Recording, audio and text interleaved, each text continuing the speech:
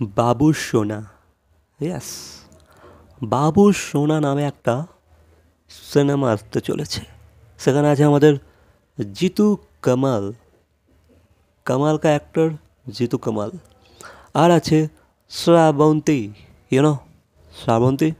দুজনে দুজনে দুজনে দুজনে, সেই শ্রাবন্তী। ভাই, এত ক্রিঞ্জ সিনেমা কেন করছে আজ? এই যে এত ভালো ভালো সিনেমা করেছে, লাইক সেদিন দেখা হয়েছিল, সে আজ করছে কি বাবু সোনা।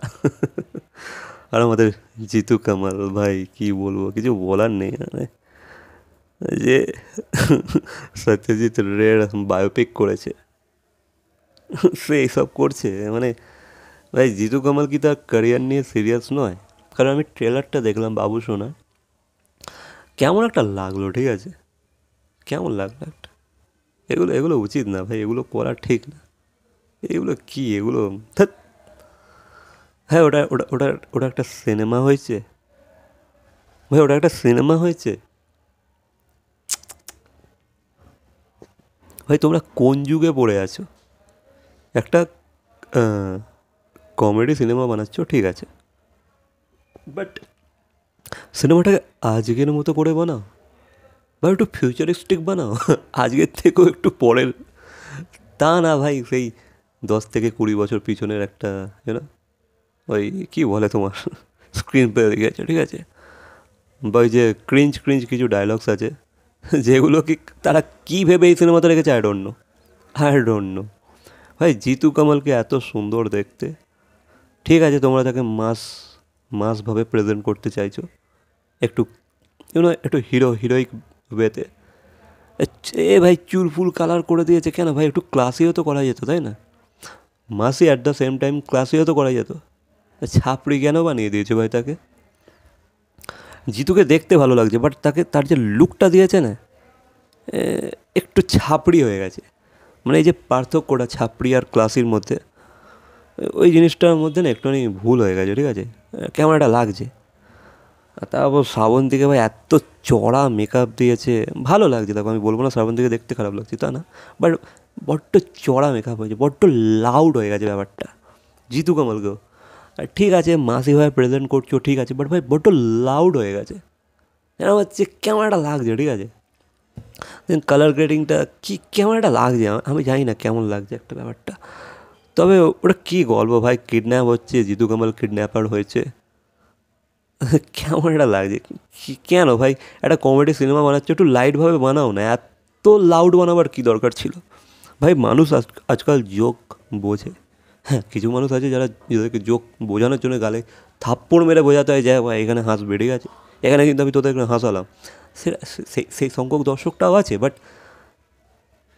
জোক বোঝে ভাই, এটা লাইটভাবে একটা জোক বললে, একটা পাঞ্চ লাইন দিলে মানুষ বুঝবে। কারণ মানুষ আজকের দিনে এত কমেডি কমেডি কন্টেন্ট কনজিউম করেছে, মোটামুটি তারা হিউমারের সাথে পরিচিত আছে, ঠিক আছে।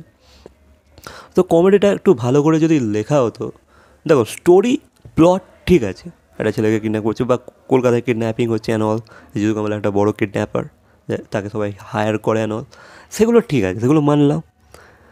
দেন শ্রাবন্তী এখানে পুলিশ পুলিশ অফিসারের রোল প্লে করছে, ঠিক আছে, এটাকে খুব সুন্দর কিন্তু বানানো যেত। ভাই, 5টা কি আমাদের হাসির সিনেমা হয় না? বাংলায় হাসির সিনেমা কিছু কিছু আছে যেগুলো ভাই আজও দেখি, আমরা রিপিট মোড অন করে দেখি, ঠিক আছে, দেখি আমরা যতবার দাঁড়িয়ে দেখি, ভালো লাগে দেখতে। একটা ব্যাপার আছে সেই সব সিনেমাগুলোতে। তো এখানে কিন্তু খরচা করা হয়েছে, সেটা কিন্তু বোঝা যাচ্ছে। তবে ক্যারেক্টারগুলোকে যেভাবে প্রেজেন্ট করেছে, যেভাবে অ্যাক্টিং করছে, তারা যেন মনে হচ্ছে কী করছে, কেমন একটা লাগছে ভাই। ওটাকে সিনেমা বলে না, মানে অন্য কিছু বলা যেতে পারে, বাট বাট হ্যাঁ, এই যে ট্রেলারটা স্টার্টিংয়ে যেভাবে জিতু কামালের এন্ট্রিটা হলো না ওই বাইকে, ওই জায়গাটা আমার মনে হচ্ছে বাহ, অতটা দেখে আমার মনে হচ্ছে এই মনে হচ্ছে খুব ভালো সিনেমাই হবে, মনে হচ্ছে অ্যাটলিস্ট একটা ভালো কিছু বেরোবে। তারপর থেকে দেখি ভাই পুরো একদম বেকার, তারপর থেকে পুরো ঘাটিয়া, একের পর এক ঘাটিয়া ঘাটিয়া ঘাটিয়া ঘাটিয়া ঘাটিয়া ঘাটিয়া ঘাটিয়া ঘাটিয়া ঘাটিয়া। তারপর থেকে আর একদম ভালো লাগছে না, ঠিক আছে। আমার ওই জিতু কমলের এন্ট্রিটা অব্দি ভালো লেগেছে, বাট তারপর থেকে আমার জঘন্য লেগেছে ট্রেলারটাই খুব ভালো করা যেত, কেন জানি না করে না। তবে বেশি তেমন কিছু ক্যারেক্টার নেই, কেমন করেছে যে এই একটা দাদু মার্কা লোককে রেখেছে, ওই লোকটাকে তো কেমন লাগছে একটা, ওর জায়গাটা ভালো অ্যাক্টারকে কিন্তু নেওয়া যেত। জানি না এই এই এই এই মানুষটা কেমন অ্যাক্টার, বাট তার জায়গায় কিন্তু একটা ভালো অ্যাক্টারকে কিন্তু সাইন করা যেত, যে ওই ওই ক্যারেক্টারটাকে পুল আপ করতে পারতো ওই বয়স্ক মানুষের। বাট এখানে সে ঠিক করতে পারছে না, কেমন একটা লাগছে ভাই, আমার ভালো লাগছে না। আমি চোখের সামনে এসে গেলেও দেখবো না, ঠিক আছে। এই সিনেমাটা এমনই, হয়তো কিছু সিন দেখবো, দেখে কেটে দেবো। আমি দেখতে পারবো না এসব সিনেমা, আমি পারবো না, পারবো না আমি দেখতে, পারবো না আমি দেখতে তোকে। তাই এমনই একটা সিনেমা যেটা ফ্রিতে দিয়ে দিলেও আমি দেখতে পারবো না, ঠিক আছে। কারণ আমার টাইমটার একটা মূল্য আছে না, আমার সময়ের একটা দাম আছে। আর এই বহুমূল্য সময় আমি যাতে তাতে ইনভেস্ট করতে চাই না, খারাপ করতে চাই না, ওয়েস্ট করতে চাই না। তো ভাই সিনেমা যখন বানাচ্ছি একটু তো, আর জিতু কামাল তুমি কি করছো ভাই, তোমার ক্যারিয়ার কিন্তু ভাই খুব সুন্দর ছিল। আমি জানি না তুমি কতটা অফার পাচ্ছ, হয়তো তোমার অফার পেতে অনেকটাই মুশকিল হচ্ছে, হয়তো তুমি অফারও হয়তো পাচ্ছ না অতটা, হতে পারে সেই কারণে হয়তো তোমাকে এই সিনেমাটা বাধ্য হয়ে সাইন করতে হয়েছে। আর অন্য দা গল্প, বিহাইন্ড দ্য ক্যামেরা গল্পটা আমি জানি না, বাট আমার মনে হচ্ছে হয়তো জিতু কামালের কাছে হয়তো অত অফার হয়তো আসছে না, সেই কারণে হয়তো তাকে বাধ্য হয়ে এই কাজটা করতে হচ্ছে। যেহেতু জিতু কামাল আবার ছোটো পর্দা তো কাম ব্যাক করছে, আমার মনে হয় তার কাছে অফার টফার অতটা নেই, ঠিক আছে।